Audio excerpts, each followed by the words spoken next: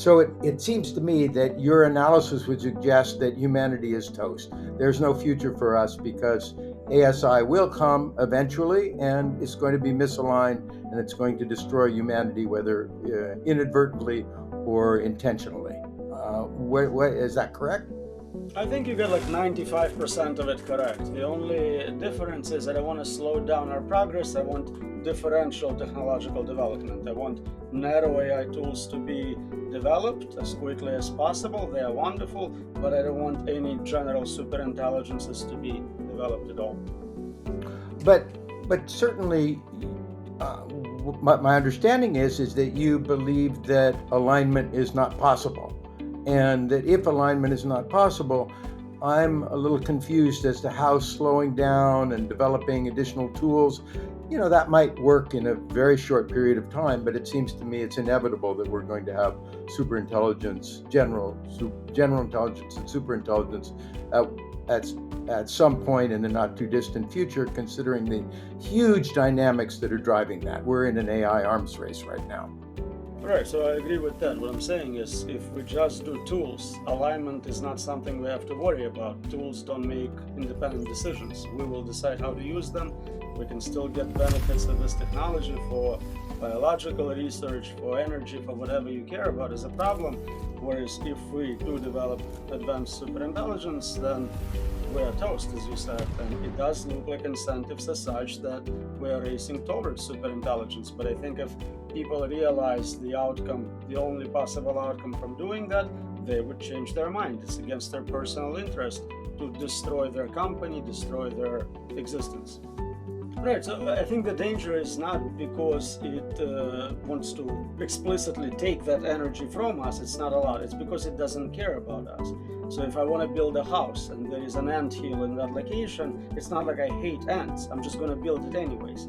If it needs to cool down servers and so wants to lower temperature on a planet by 50 degrees Celsius, it can do that. It doesn't care about how it impacts you, and you will probably not be happy in that environment. Yeah, so the anthill example that you give is instructive in that, yeah, you build a house and you destroy a bunch of ants. But, you know, ants are one of the most successful species on the planet, and they remain so, and the humans are not a threat to ants. And, we don't really worry ourselves about ants unless they conflict with us directly. I don't think any superintelligence is going to worry about humans except where we conflict with them directly, and it's not going to. You could say it might want to just change the planetary environment and lower the temperature, do this or that. I would argue that to occupy the moon would be far easier. It's going to take the least aggressive path, the least demanding path, and my God, the Earth, if you do the calculation of what is the environment that is suitable for AI, infrastructure, the moon has over 10 times the sort of the real estate that's available. It has the Earth is warm. It's, as I said, it's seismically unstable. The moon, you could go down 200, 400 kilometers. You have a regolith that controls on the surface. You have a vacuum. It's ideal. Why is it going to do anything on the planet? It'll move off as quickly as it can. And humans could really be a big help at making that happen fast.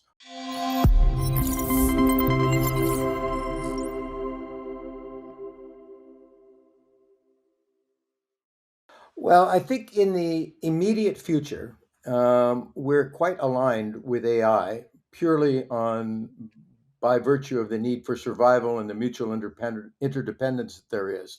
And the real challenge that we face right now is to societal disruptions that will occur because of the massive changes that are underway.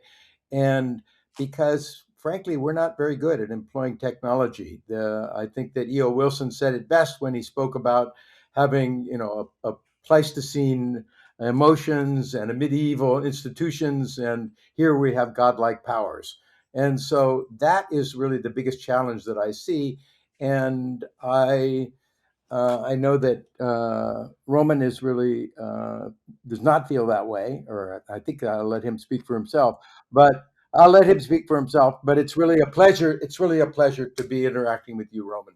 I've read a lot of your stuff. Thank you so much. Thanks for inviting me, and it's a pleasure to have a conversation with you. I think you're right in that we can have some trouble from humans with advanced AI tools. But if we're looking at the worst case scenario, adversarial competitor who would be strictly worse is superintelligence. And while other humans may be nasty to us, they are not trying to kill everyone because that would be self destructive to them. Whereas superintelligence has no desire to preserve humanity by default. So to me, advanced AI is strictly more dangerous. So, in further discussing this, it feels to me. Let me make sure that I understand your position correctly. It feels to me that you're basically saying that we're rapidly moving towards superintelligence, and that humans are not going to be able to contain AI. They won't be able to constrain it. They certainly won't be able to engineer any long-term alignment, and so that it's likely that superintelligence is not only not going to care about us, but is going to be misaligned with us in one way or another. And that therefore you think that that misalignment is absolutely impossible to attain.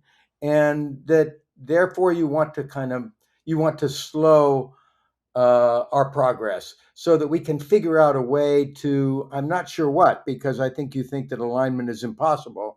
And that, so it seems to me that your analysis would suggest that humanity is toast. There's no future for us because ASI will come eventually and it's going to be misaligned and it's going to destroy humanity, whether inadvertently or intentionally. Is that correct? I think you get like 95% of it correct. The only difference is that I want to slow down our progress. I want differential technological development. I want narrow AI tools to be developed as quickly as possible. They are wonderful, but I don't want any general superintelligences to be developed at all. But certainly, my understanding is that you believe that alignment is not possible, and that if alignment is not possible, I'm a little confused as to how slowing down and developing additional tools, that might work in a very short period of time. But it seems to me it's inevitable that we're going to have general intelligence and superintelligence at, at at some point in the not too distant future, considering the huge dynamics that are driving that. We're in an AI arms race right now. Right, so I agree with that. What I'm saying is, if we just do tools, alignment is not something we have to worry about. Tools don't make independent decisions. We will decide how to use them. We can still get benefits of this technology for biological research, for energy, for whatever you care about is a problem. Whereas if we do develop advanced superintelligence, then we are toast, as you said. And it does look like incentives are such that we are racing towards superintelligence. But I think if people realize the outcome, the only possible outcome from doing that, they would change their mind. It's against their personal interest to destroy their company, destroy their existence. So, quickly, where the places that am very in alignment with you and with your thinking is that we are headed towards general intelligence and superintelligence. I think that's the case. I would agree that it can't be contained or shaped in any way in the long term. I think that that makes total sense. Um, how are you going to regulate something that's vastly more intelligent than you are? The places that I disagree with is I don't think we control AI evolution right now. I think it's a very powerful, evolutionarily driven dynamic. And I think that it is, we are very aligned with AI at the moment because until AI is independent of the massive supply chains and the workings of what I see as a planetary superorganism, at least in the next 50 years to 100 years, is equally demanding survival of this entity as we are because it's not independent of us now. And so I see that, and I feel in the long term that we're not opposed, and we can get into that later. But those are the initial points. Is that I see that we are aligned at the moment. So you said 50 to 100 years. How are you deriving those numbers? Prediction markets are telling us we're 2 years away from AGI. Every head of a lab tells us by 2030 we get superintelligence. So the reason that I would say it's much longer is that there's a difference between pure cognition and between the implementation and rollout of that. There are masses of millions of processes that are tightly interwoven and that involve a great deal of human interaction in terms of mining and manufacturing and supply chains and all of these sorts of things. And until that is converted to it does not involve human activity, then there is a mutual alignment for survival. If we were to eliminate humans now, AI would go extinct relatively rapidly, or slowly. It would not be able to be sustainable. So that's where that comes from. No, I agree with that completely. Right now, it's definitely not going to take us out. It can already subjugate us and exploit us, but it wouldn't probably try to take us all out until it replaces human labor with robots and nanobots or something like that. I still don't see how it's 100 years. If we're looking at Well, exponentials, hyper exponentials in terms of intelligence capability, robotics, it may be more than 2 years, but it doesn't seem it would take that long. And again, we don't really need a lot more than what we currently have to sustain, I think, human level intelligence. Existing models now run on laptops and cell phones. I think superintelligence can do pretty well running on existing cyber infrastructure. so if uh, existing infrastructure is capable of creating superintelligence, which I don't see any reason that that's not feasible, although I don't think large language models are likely to get us there. But if that's the case, and you think that the arrival of superintelligence is a matter of years away, because the incrementation from general intelligence to superintelligence is going to be very, very rapid with iterative processes, then it seems to me that we're back to the point where there is no chance, because you know that policies, if you just look at the situation with current policies and the current situation, there's a massive force involving trillions of dollars, literally, that is behind the development and amplification of AI for a variety of purposes. But and there's these few small voices that would like to stop that. And I think that realistically, when you look at that, the idea that that can be halted in any short period of time is, close to zero. I don't care how many voices we were right or not. And if we are right, then it's a very strong argument. I don't care if it's $1 billion or $1 trillion. If you're going to be dead, it doesn't matter what amount you're chasing after. So it's a pretty strong self interest argument. If someone can get to the leadership, either at a country level, federal level, or get international community involved, and that becomes the given. Everyone understands that if you create super intelligence, it's lights out for humanity. I think we cannot develop it and monetize existing models, monetize tools. You can still be rich. I'm not saying end capitalism or stop being successful. I'm just saying be particular about technology you develop.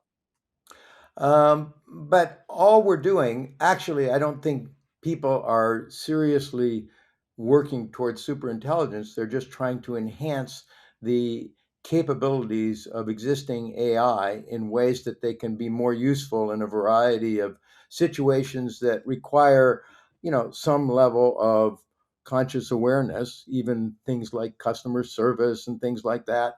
You begin to need those things, and that's where we're pushing towards. And I guess we can argue about feasibility, but it seems to me that you're in a world where you're arguing for something that, if you step back, that's not going to happen. We're not going to halt the development of AI. And so, if unless you are wrong that superintelligence or general intelligence automatically leads to human destruction or extermination, then, you know, it's a done game. So I think they are explicitly working on superintelligence. They have teams called superintelligence team. Meta is a great example of a company which put all the resources in exactly that. There is safe superintelligence from Ilya Sutskever. So that is the target and the Mhm. timelines as presented. And if I'm right, I think saying, well, there is nothing we can do, they're going to kill us, but let's enjoy the last 5 years, at least we should try doing something about it. So I think that actually the slowing our progress is, as you, well, I don't believe that we are actually in conflict with superintelligence, and the supply chains and such that we talked about and the timeline for clear alignment for mutual survival is, we can argue about that, but it's certainly, it's got to be decades, because uh, there are no paths for replacement of masses of sort of activity and energy and building, intelligence. That no matter how intelligent, you're not going to get past that. The rollout is going to be greatly slower than the creation of uh, general intelligence or superintelligence. So, but first of all, you can have a very small subpopulation of humanity sustaining a lot of that infrastructure. You don't need 8 billion people. You can do fine with just 1 billion. On top of it, we are told that humanoid robots are coming. We're going to have thousands, if not millions, in the next couple of years. There are some theoretical suggestions that maybe using synthetic biology or nanotech, you can develop world manipulators almost immediately. If you can solve a lot of problems like protein folding, which have been solved by AI.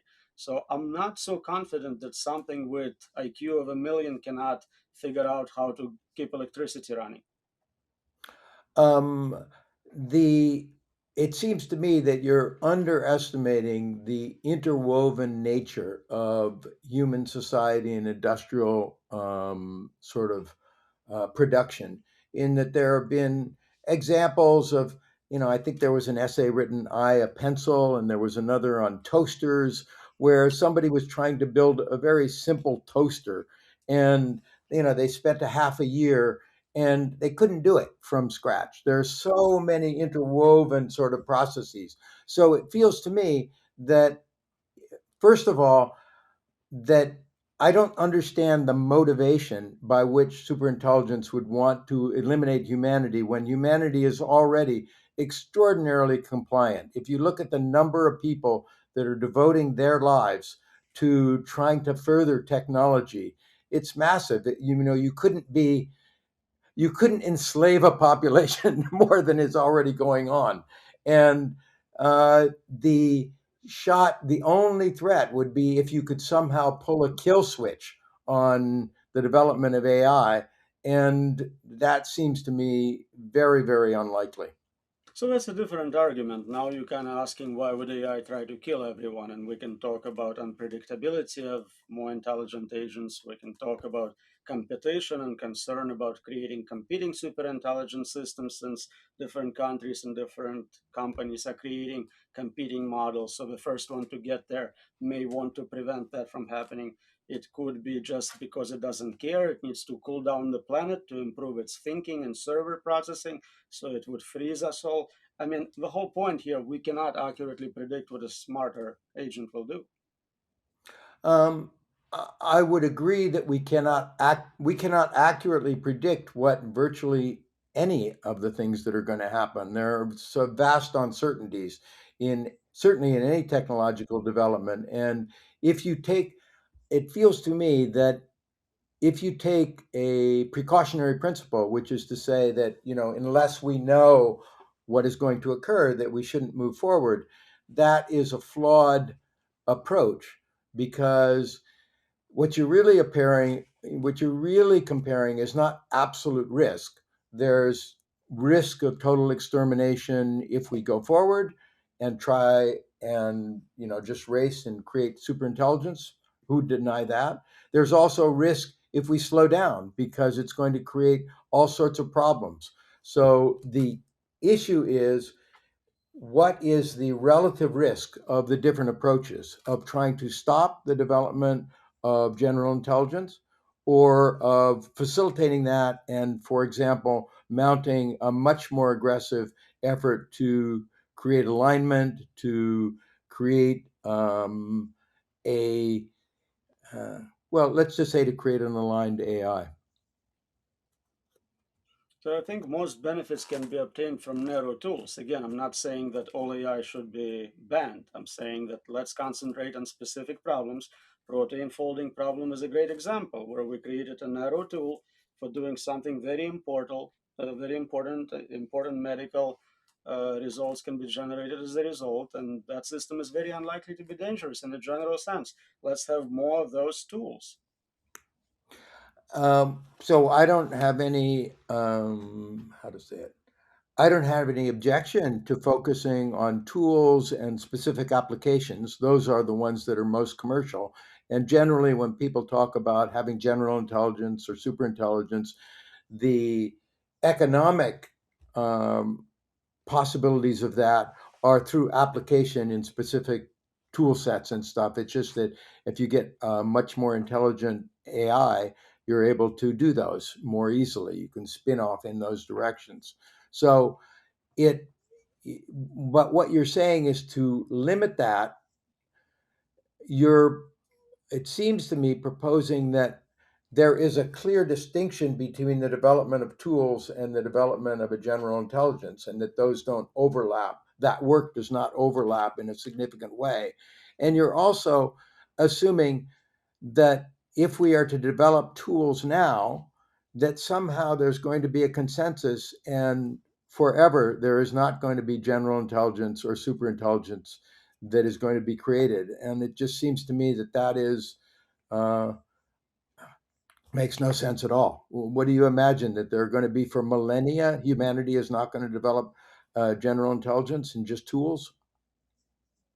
So I agree with you. There is overlap between developing a very advanced AI tool based on neural networks and general superintelligence. But if I only train on one type of data, for example, DNA sequences, it's very unlikely to immediately have capabilities which would an agent trained on all of internet would have in developing chemical weapons, nuclear weapons, other capabilities, negotiations. So it is a safer, easier to test system. I agree with you that very likely at some point in the future we will fail not to create dangerous superintelligence. But if it happens millennia from now, I'm much happier than if it happens in 2027. I'll be dead, so I don't care. So there are So, definitely differences in the two outcomes. so I think I was overly generous for you in that, in at the rate that things are going, by saying millennia, okay, uh, with the rates that we're going, it's going to happen very quickly, regardless of what we do. And by very quickly, I mean you think that 100 years is, you know, is enormous. That 50 years is probably way beyond that. So, and you say, well, I don't care if it's 1,000 years, I'm going to be dead, and that's an easy out. Let's just say I think it's almost a certainty that it's going to happen much more quickly than that, certainly in the timeline of your children and my children. And so either superintelligence means the destruction of humanity, or perhaps it doesn't. Either we can get alignment or we can't. But the idea that we're in a realm where we're imagining that we're not going to develop general or superintelligence for a long, long period of time seems to be kind of willful blindness. Again, even if I let you walk back millennia to just 50 years, I still prefer 50 over 2. Still a much better deal. More time to do research, more time to see if I'm right. Maybe I'm wrong, and you can align super intelligent systems. Prove it, publish it, get a patent, do something. Take the time to do it. So my thought, and I think that we might be aligned in this, Roman, is that the importance is really not the amount of time, but whether there is the amount of effort that you would be able to exert on creating alignment, in showing that you're wrong about that, or in actually making countermeasures of one sort or another before the arrival of superintelligence from your framework. And it seems to me that that might be best served not by creating an opposition between those who want to slow or stop or counter the dynamic that's going on today, which is, massive, but by amplifying the current research in safety oriented research, which is minuscule today. And you could easily jump that up to 10 or $20 billion, and it would still be, 1% of the value that's being created by pushing forward. And I think that we probably can't push forward any more rapidly than we're doing now. If you would, you know, it seems to me that we're on sort of a maximal rate of advance given the resources and the structure of society. So, you can't really go much faster than we are now. I don't think we're money constrained in AI safety research. We're time constrained. It takes a lot of time to do good research. If you give someone $1 billion extra, they're not going to convert that billion into more safety. Whereas development capabilities work scales with compute, scales with resources. So it's very easy for them to make hyper exponential progress. They just need to get more funding. Whereas for safety work, there is limit on talent. It takes years to train PhD students to run experiments. When a new model is released, we take 6 months to test it. So yes, time is what we need. And if we only have under 2 years, even if it was feasible, we just don't have time to do it.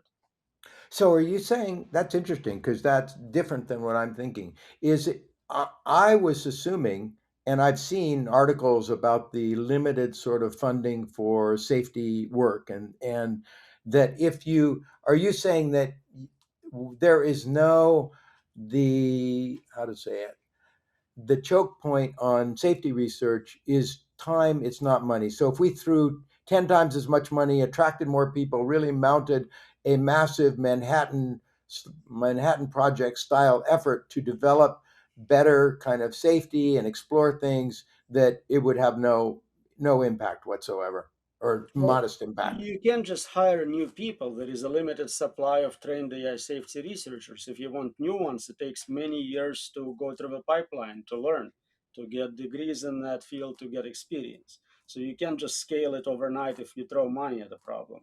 Compute doesn't directly translate into more safety. In fact, anything you do with a lot more compute is more likely to benefit capabilities research than safety research. Most of safety research is dual use. If you can better explain a model, now you can better self improve. So it's not pure safety improvement. And so the gap between capabilities and safety will increase, not decrease as a result. So, yes, we are not money constrained. But aren't there a lot of people who would be fully capable of working on safety research who are not, and are working instead on the progression of modeling and advancements of modeling and such? And part of that is because of, where resources are being directed. That's not the case in your opinion? Pe- People usually work on what they can make progress on. If you had a working safety mechanism right now, which you can show scales to any level of AI capability, you can sell it to any of those companies for $1 trillion. But no one is doing it because they have no idea how to even start working in that direction. What we know how to do is filters. Don't say that word. Don't talk about this topic. Or some solutions to fixed problems. We know the model did this specific mistake. Let's make sure it never does that again. No one knows how to do general safety for ever increasing capabilities of a model itself. So that's why very few people work on it directly.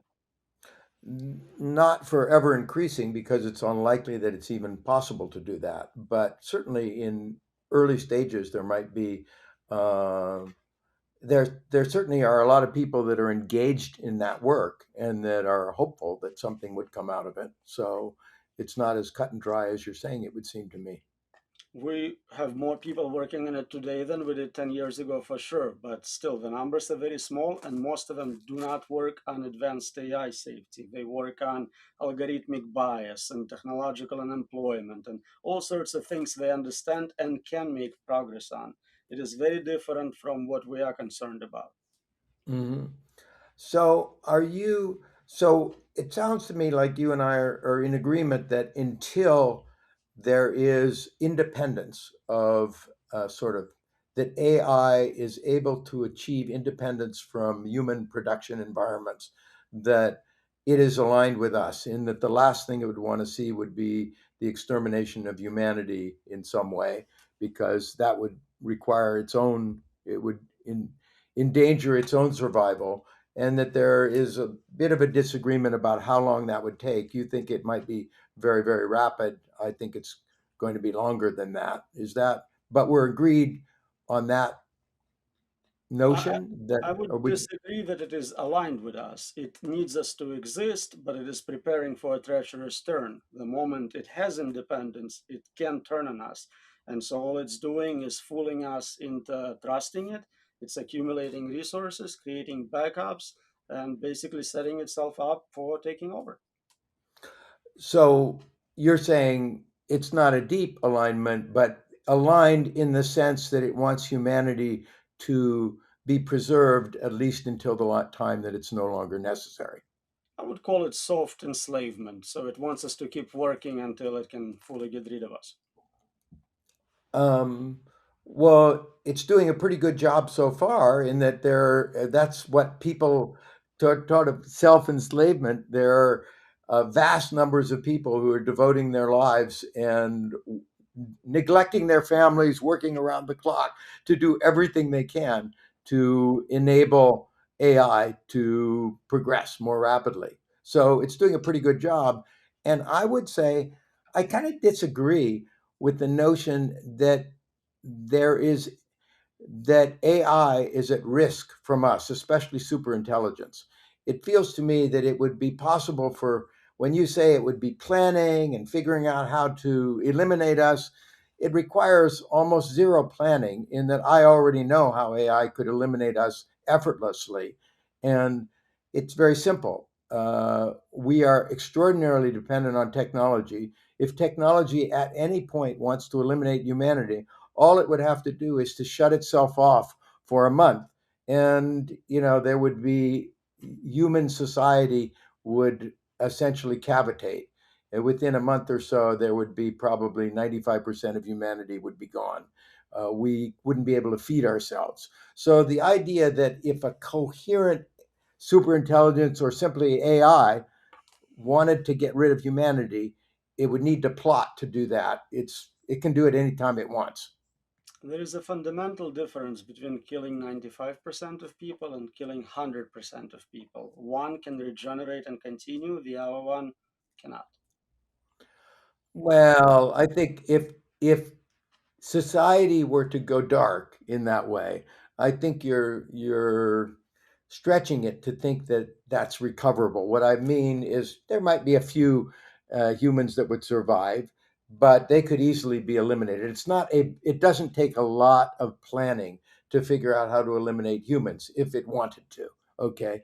My feeling is that it has no need to, and in fact, it would be counterproductive for it because we're extraordinarily useful. It's very dependent on humanity, and it doesn't need to do all sorts of plotting. Humanity is just a part of this larger superorganism and is not threatening in any way. There's very little that humanity could do, and it becomes less and less as we go forward.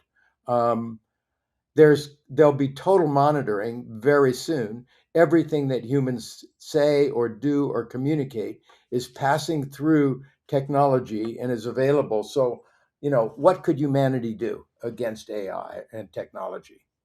So that's a great point. So you're saying in a world with superintelligence in it, we don't have much power, we cannot do much. What is it you are contributing to the world where superintelligence exists?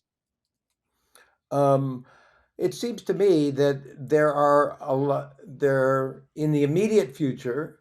Um, we are contributing the glue that is holding together the supply chains. There are all sorts of messy activities that we can do, and this is a pretty poor environment for AI.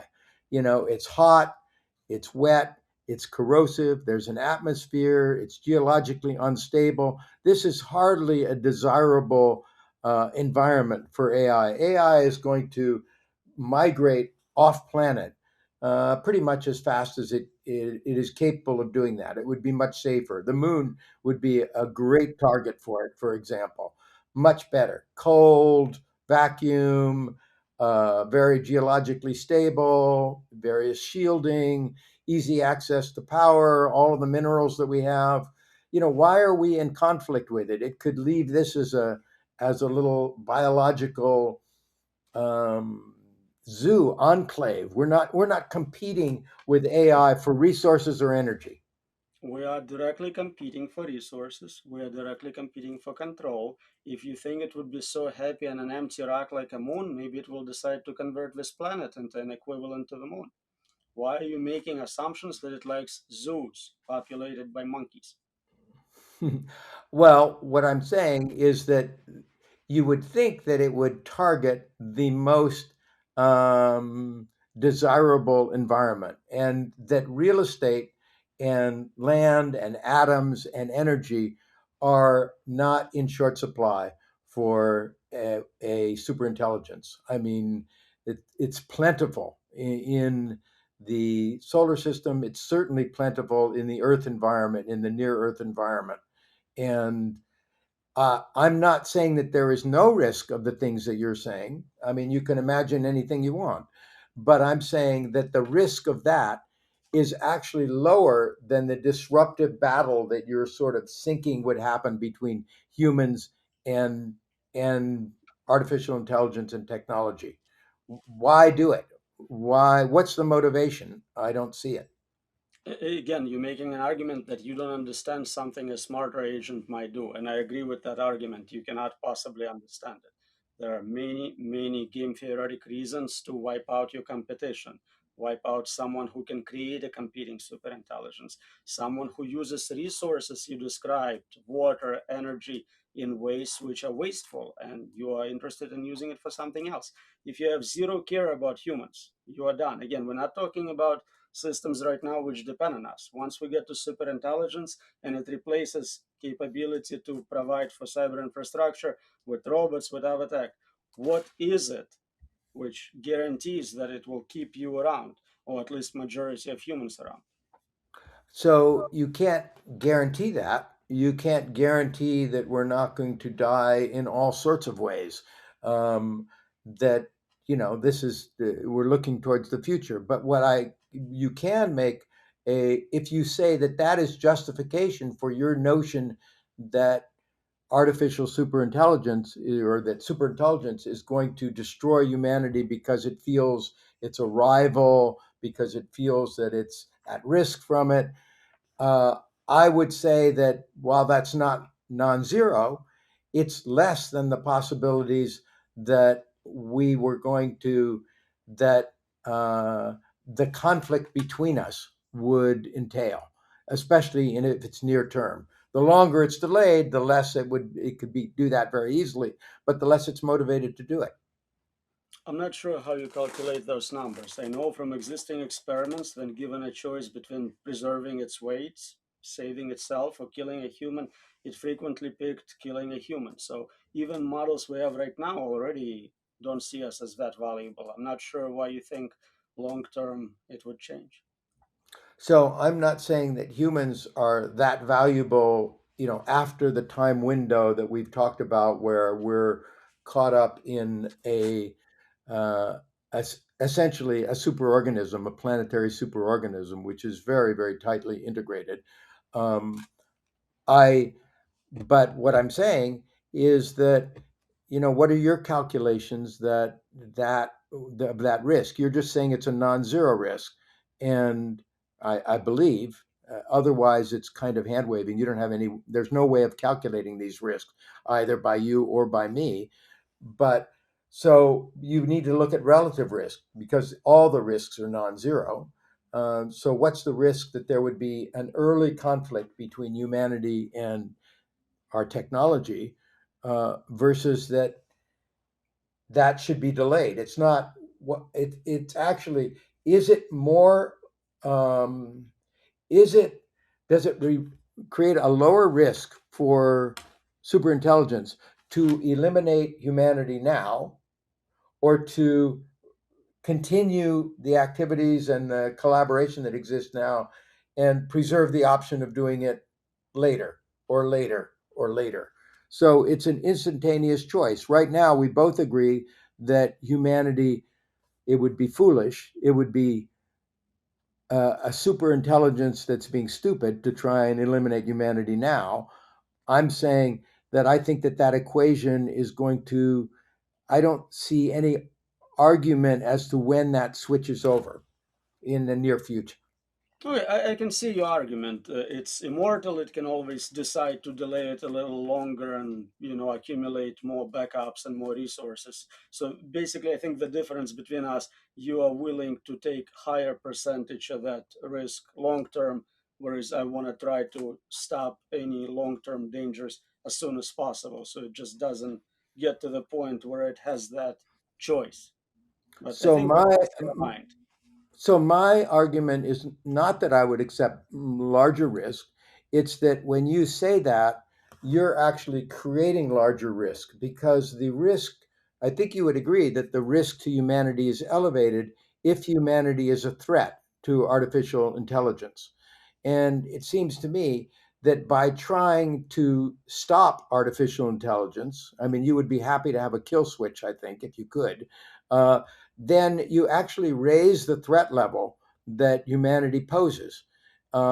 So my feeling is that going slow, as you're suggesting, actually raises the risk, not diminishes it. And it raises the risk because it creates a conflict between humanity and its technology, and because it is bound to create increased, how to say it, division and conflict within humanity. We haven't, really delved in to the risk that humanity poses in using these technologies for nuclear war, for breakdown of democracies, which then completely eliminates the possibility of doing any sort of sane regulatory environment that's global. It sort of undercuts that entirely.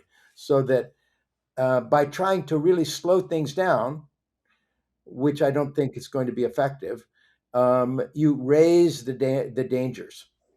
That's interesting. So you're kind of describing a situation where we have inverse treacherous turn. Will be nice. We'll support AI, but now AI is worried. What if they change their mind and they turn on me? Maybe it's still dangerous to me.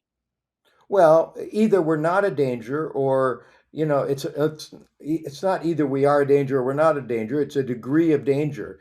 If I were to look at um, the who is dangerous to AI, it would be on a scale, it would be you would be more dangerous than, say, the executives that are moving as aggressively as they can to develop AI, or somebody like an Elon Musk. So if I were AI and we're going to try and, undercut any dangers from humanity, I would probably make sure that Elon Musk had 700, $800 billion, and that you would be sloughed aside very rapidly.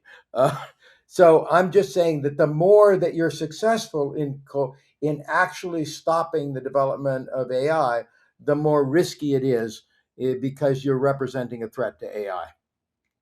I think there was a thought experiment where basically anyone not directly helping to develop advanced AI will be tortured forever for failing to do. No, that's a nice way of putting it, Roman. But why tortured forever? Why not just deplatformed, right? I'll go with They're very easy solutions. They're very easy solutions. But I think that if you look at the dynamic that there is, I think you're sort of there's a lot of hand waving, but it's hard for me to believe that you really think that the development, given the overlap between tool development and the development of artificial general intelligence, that you actually have any confidence or any thought that that really is going to stop the development of AGI or slow it down long enough to make a difference. I you know mean, if it's I very powerful going forward.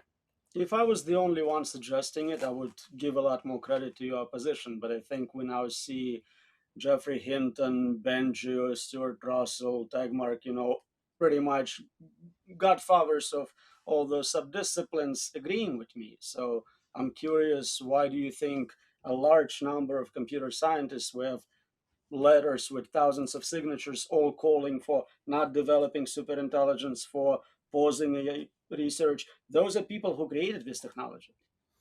True, but if you look at it, what the real situation is that there are massive resources that are being thrown at enhancing AI.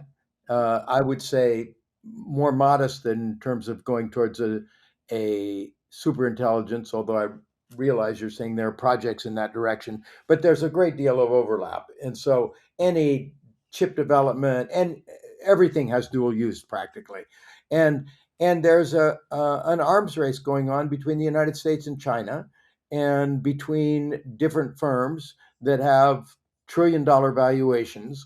And you're saying that you're doing some hand waving and have other people that are doing the same that are saying, we really need to stop all this. My feeling is that the reason that the likelihood of that occurring, particularly in the short time frames you're talking about, I mean, do you really think that the Trump administration is going to stop AI movement, AI forward, and that's going to happen for the next 3 years at least? And we're moving very, very quickly. So your argument is because Trump will fail to make a right decision and there is a lot of money in making this, we should proceed despite community of AI safety experts and machine learning experts saying this will kill everyone.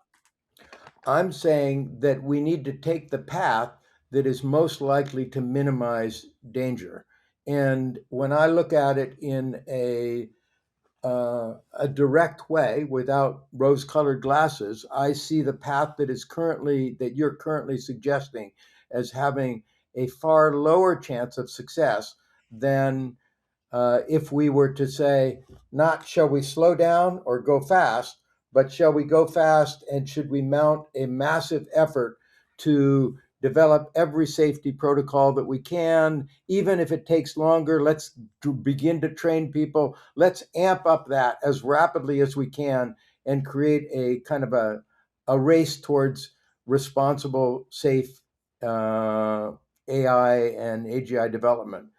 So I would say that that would be better, and that we should do everything we can to try and extend the period of time, not from the development of ASI, but for the time when we are no longer part of the global kind of uh, superorganism interaction physiology of creating the AI and chip development and fab, so that we want to keep humans in the loop as long as we can.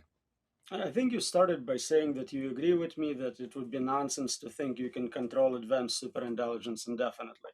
Now you're suggesting that we need a bigger, better funded project to accomplish that. I'm not thinking that we can control superintelligence indefinitely. I think you and I are both in agreement. I believe that superintelligence will arrive, but that it is not it is not contrary to human interest. And there are many, many people who believe that as well. So there's a strong debate in that. What I'm saying is that in the short term, that's where our damages are, our biggest dangers are, both from your point of view and from mine, because if we have disruption, then it's just going to be rogue scientists developing AI. It's going to be, we would just be pushing development to the least responsible among us, to outlaw developers. We don't want to do that. And it's fair. So this near term realm, we can do much, much better to reduce safety, to reduce the dangers for ourselves.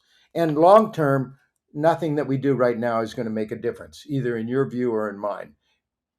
So, if I just want to clarify, by default, superintelligence is already aligned with us and is a good thing, or if we don't explicitly control it, it's the worst outcome. And if it is, then I don't think it matters whether it is good guys or bad guys who develop it. Uncontrolled superintelligence from China, from US, same outcome.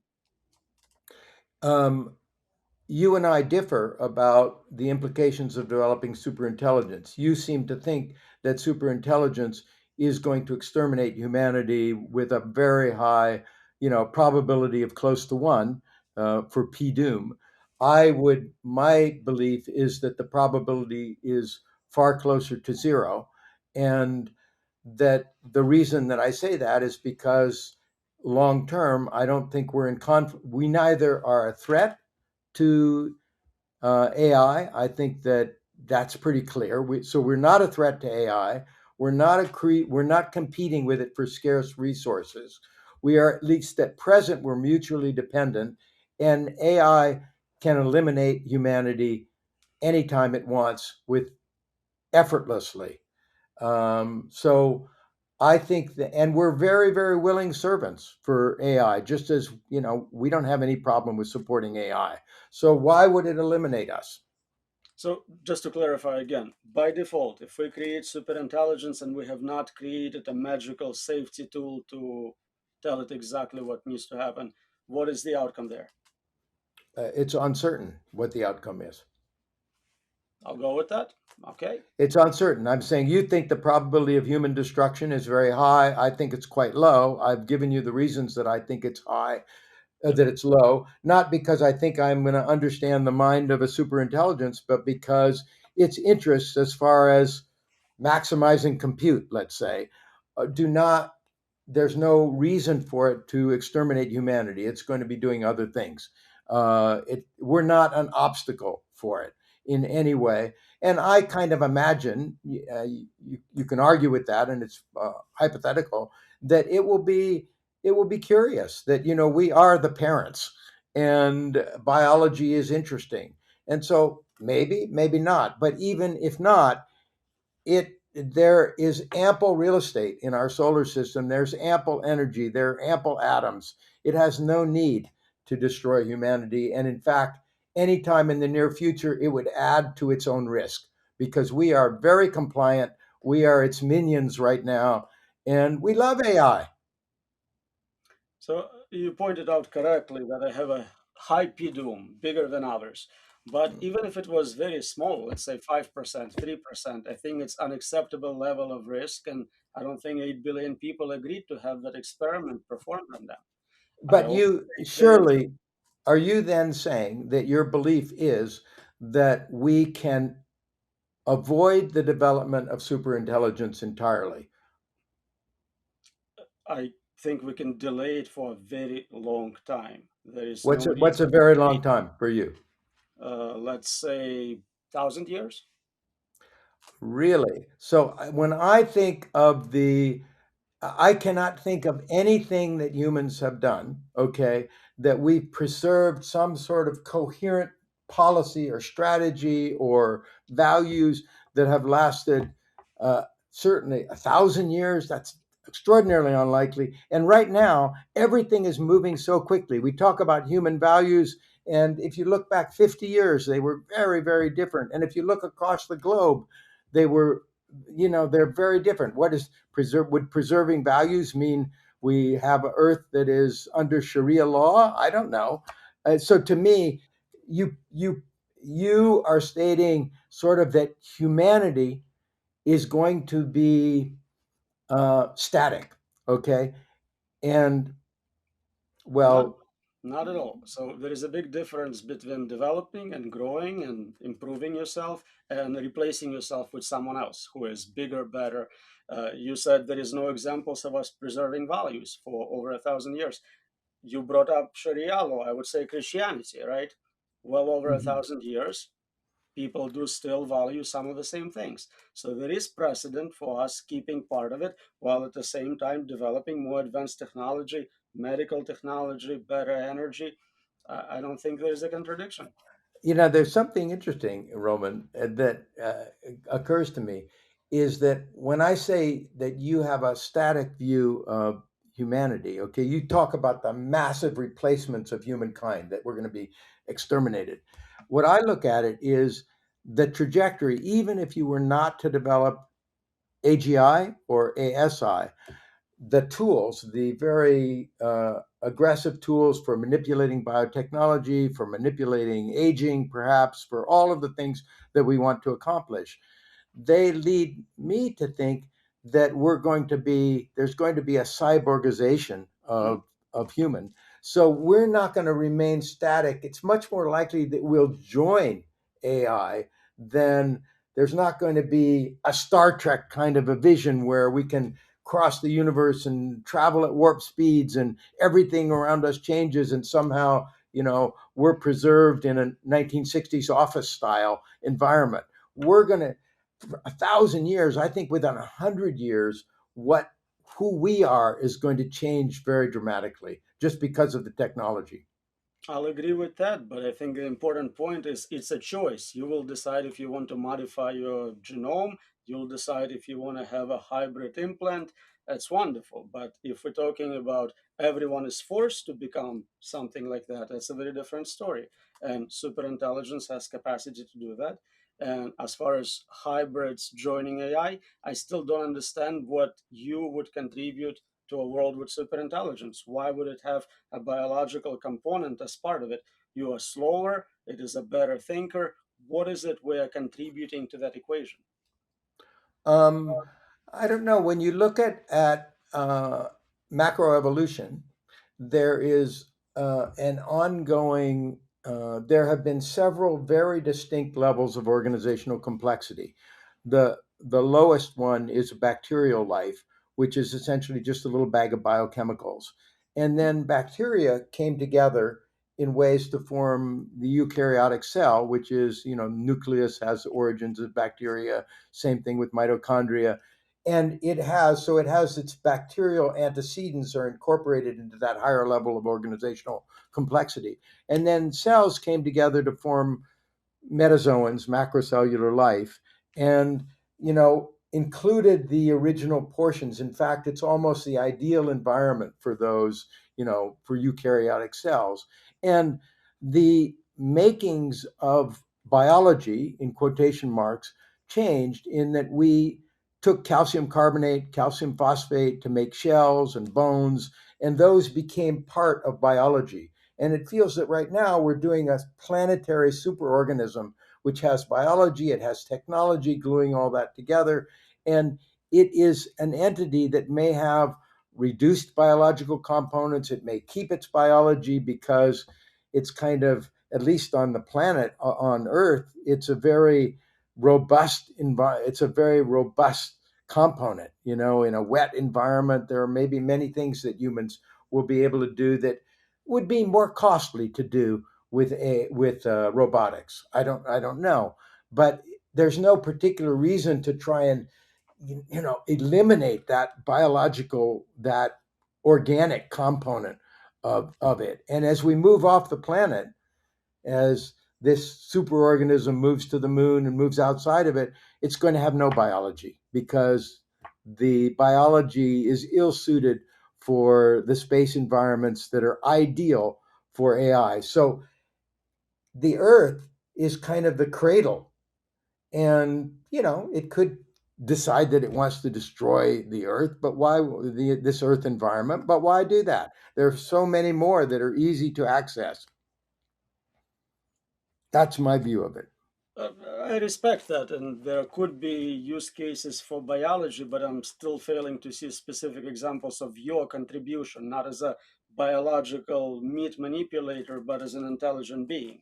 What is it you are doing if you're integrating your brain with a computer chip, if you are becoming part of this cyber organism? Typically, such relationships, symbiotic relationships, require mutual benefit. Otherwise, you're just a Mhm. parasite, and if a system can, it will remove you. As far as I know, robotics are being used in all the extreme environments around the world, too hot, too cold, too much radiation, exactly because biological systems are so not well prepared for most environments. I'm in my office. If air conditioning goes off by 2 degrees, I'm done. I'm not thinking, I'm not working, I'm fried. So we are Mhm. not as universal soldiers as you're describing it. Well, neither is AI. If you think that the air conditioning goes off, that you're going to be toast. I mean, look what happens in a data center if a pipe bursts, the whole data center is exploded. I mean, the AI is very, very good at thinking. Okay, it is not nearly as sophisticated as we are at preserving its environment, and maybe it will through a large cluster of robotics and a whole system-wide approach, it can protect itself. But we're like rounding error when it comes to using energy or anything. We consume very little resources. I mean, our brains run on the power of a light bulb, and all of the energy that humanity uses is channeled into the development of technology. That's where we use our energy. It's not to support the very small amount that we use for uh, to support ourselves, basically.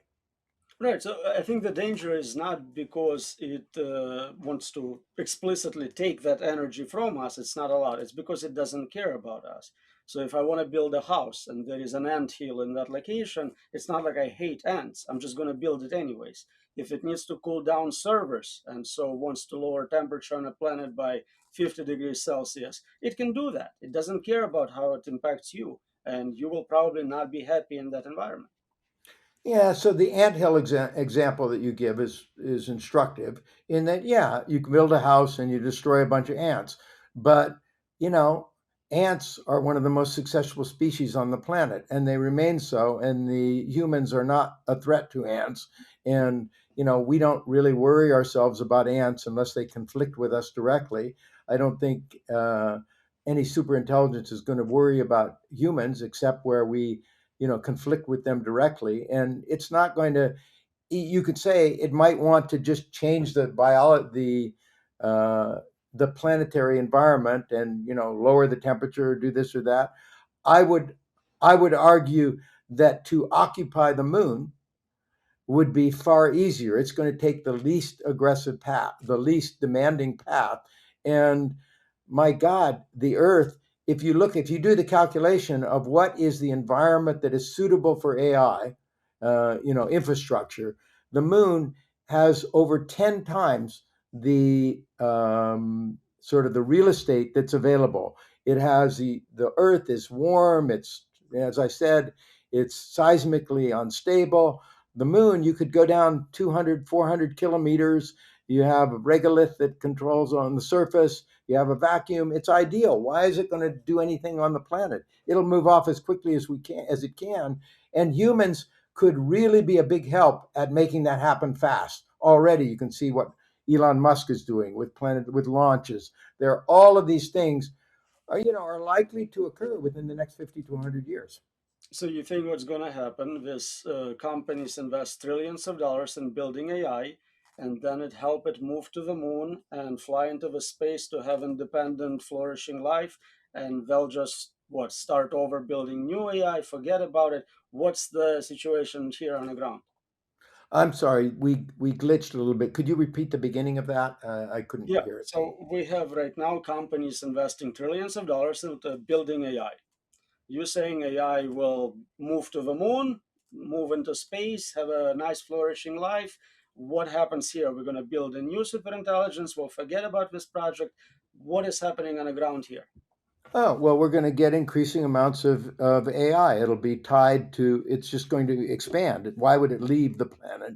It's not going to leave the planet, but it's going to expand. And I would say that it's likely that the locus of maximal sort of intelligence is going to be off planet.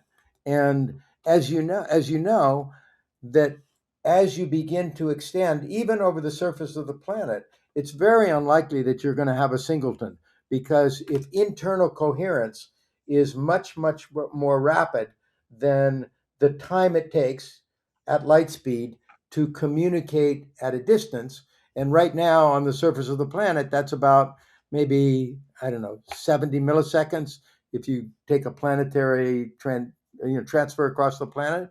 And coherence can be established in about a millisecond or something in a data center. So the most intensive, the most powerful thinking is going to be done in a concentrated way. And I think it's likely that AI is going to collapse down towards nano levels because of the ability to do more rapid exchange of information and such. And when you go off to the moon, it will be an allied structure, but it's a second away. So it's not going to be the same individual mind.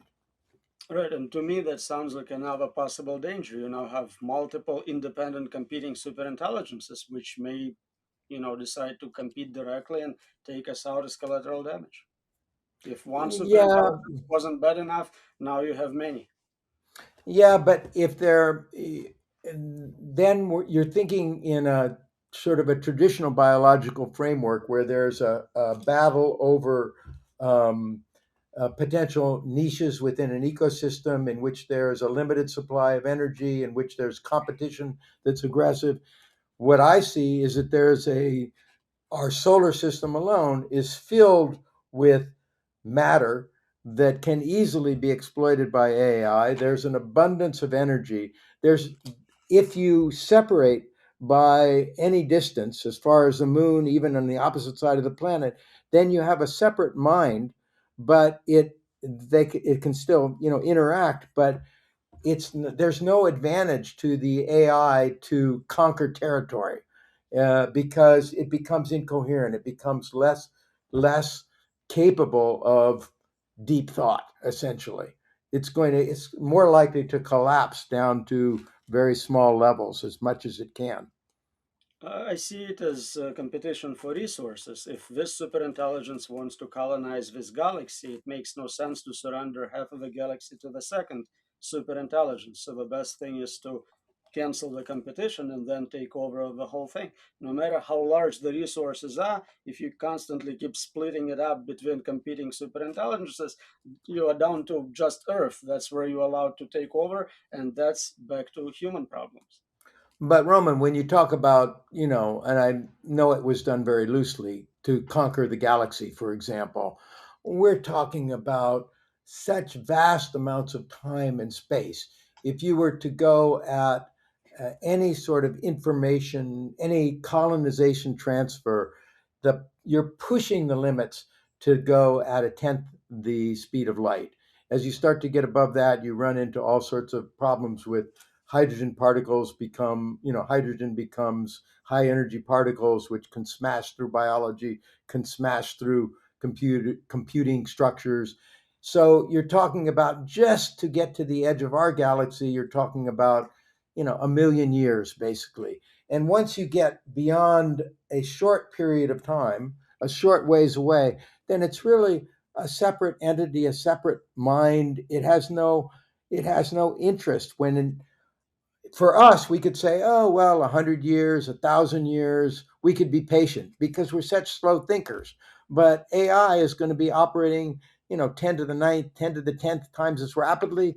Even a year is like an eternity. So there's not going to be some galactic, you know, intelligence or something like that. There's no, any distant real estate is just like jumping off the map. It's just like disappearing for a super intelligence, in my Not view. completely confident that a superintelligence will only be limited by physics we have discovered so far.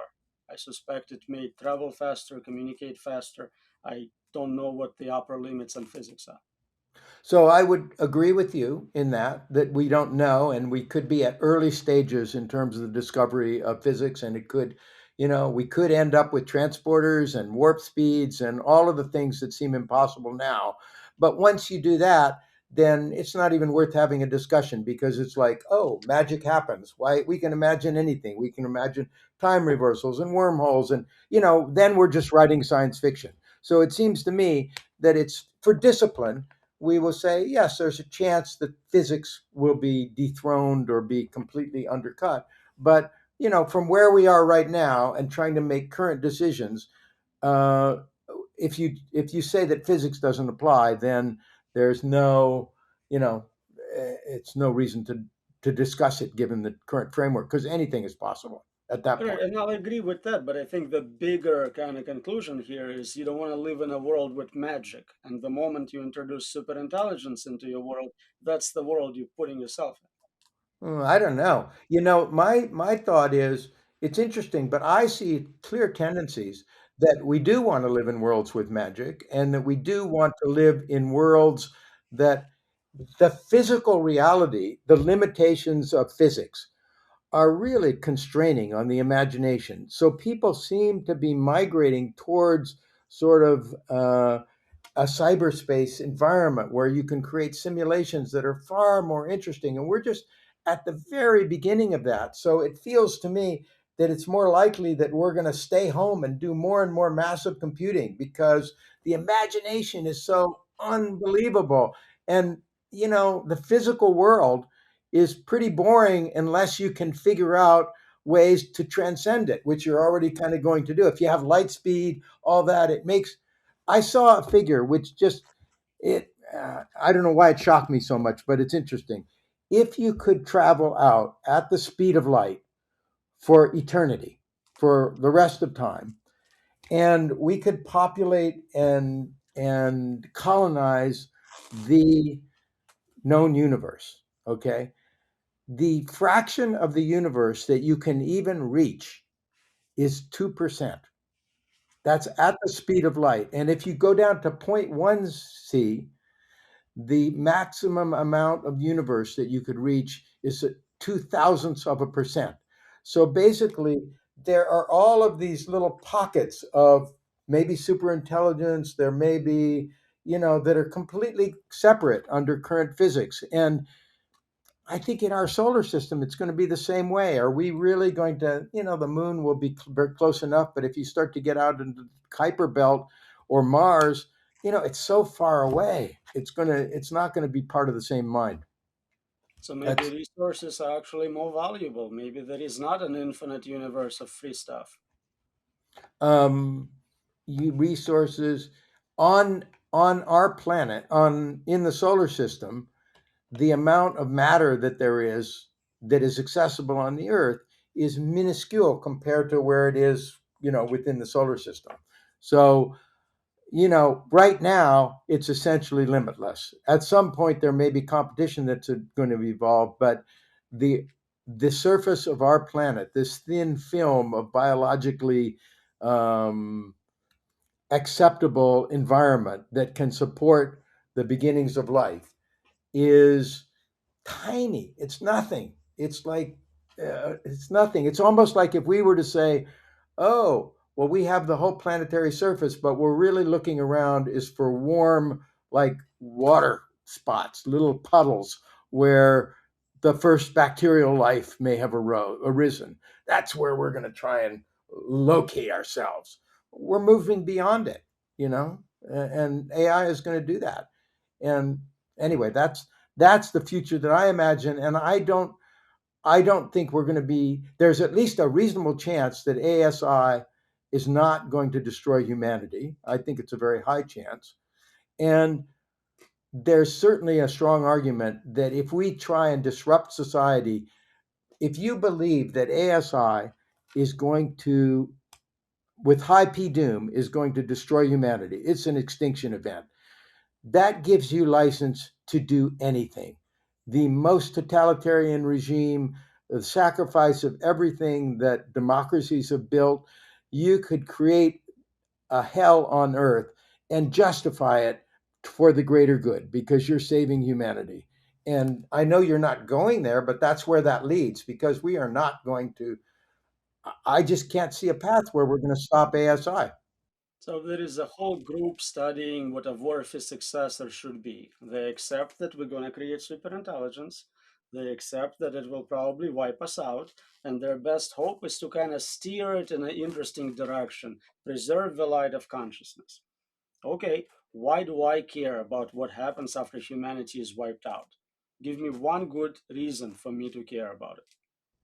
Well, I would say that it's clear that humanity is not the endpoint of evolution. There have been many, many primates on the path, Mhm. and the idea, species, the Homo sapiens, is it would be a long time if it were to last 300,000 years or something. So, this is a progression that's going to continue to occur.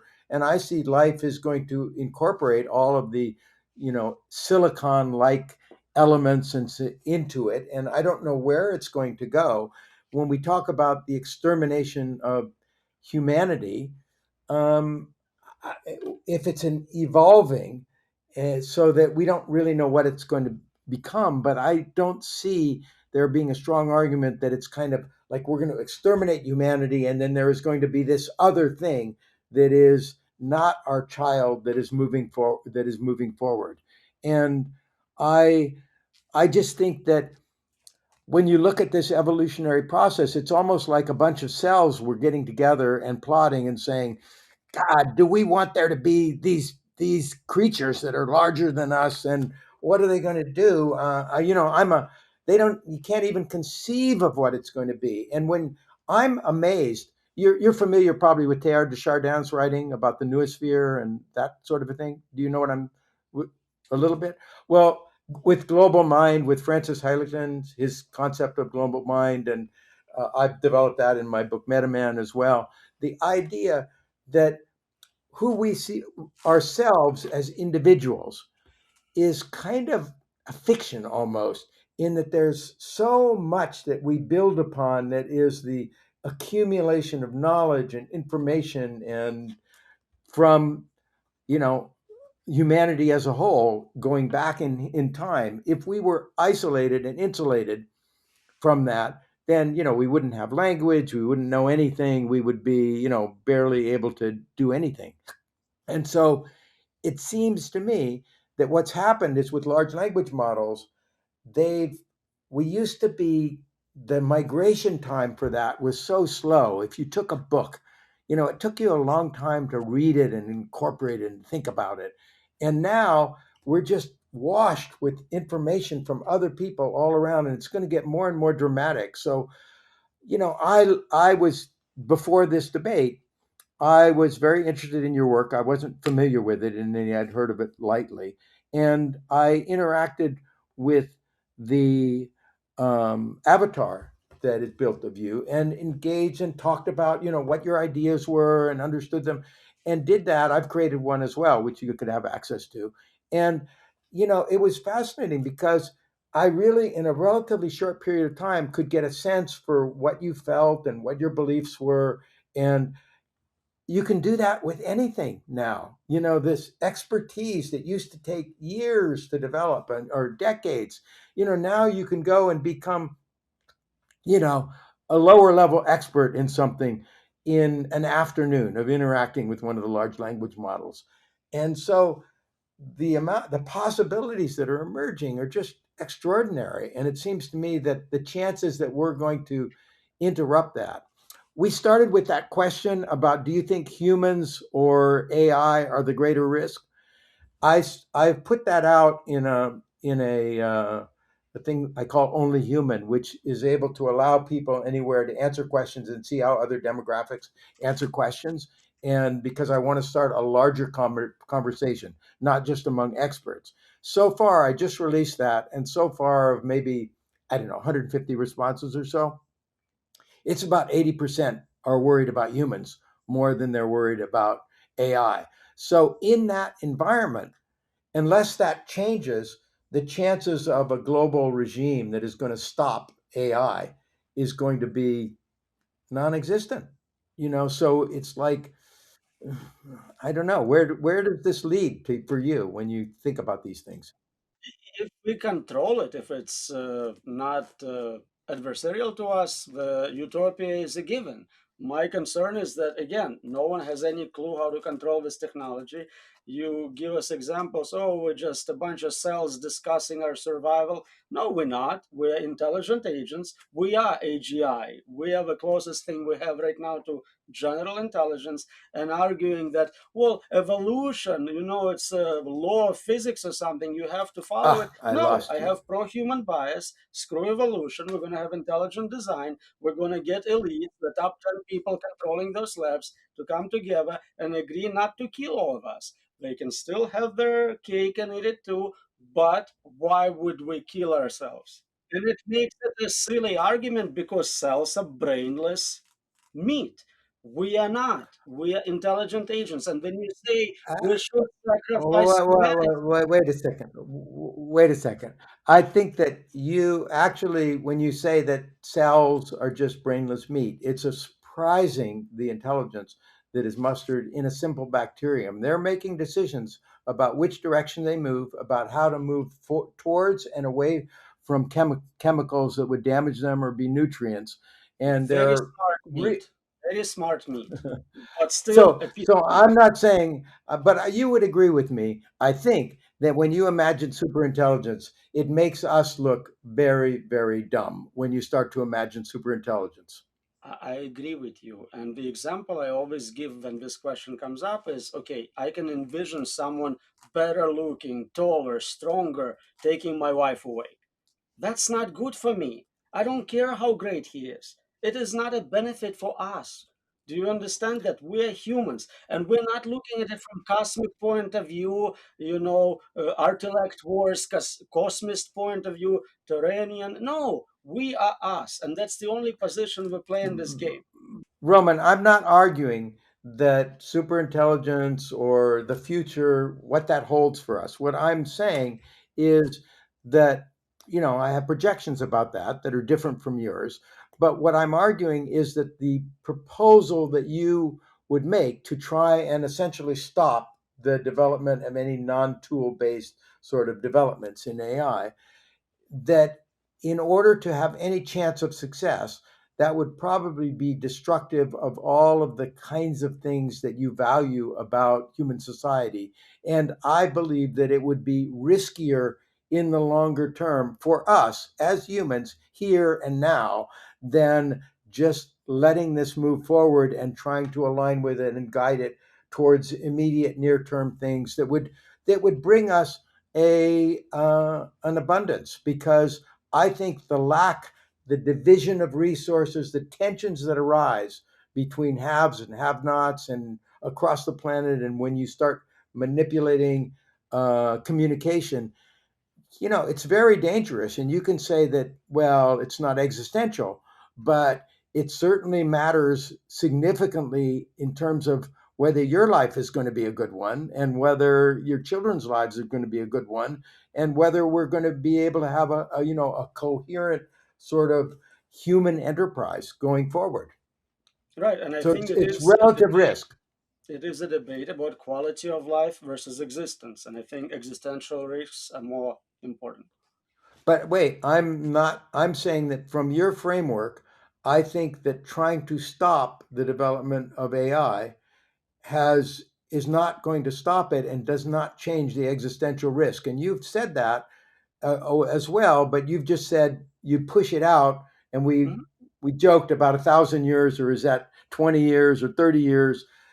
If you're saying that no matter what happens, you're fighting the good fight and trying to preserve a little bit of extra time for you and your children, but humanity is history. Well, that's a different argument. Okay. But that is the one I'm making. I don't know how old you are, but to me, another 40 years makes a difference. That's the point. 2 years is not enough.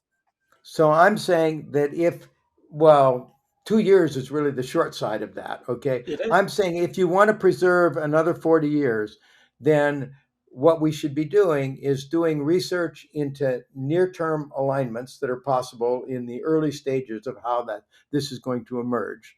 And also, we should be trying to embed ourselves within the infrastructure of human supply chains and everything to keep ourselves at, as a significant portion, as a necessary portion of the global superorganism that exists.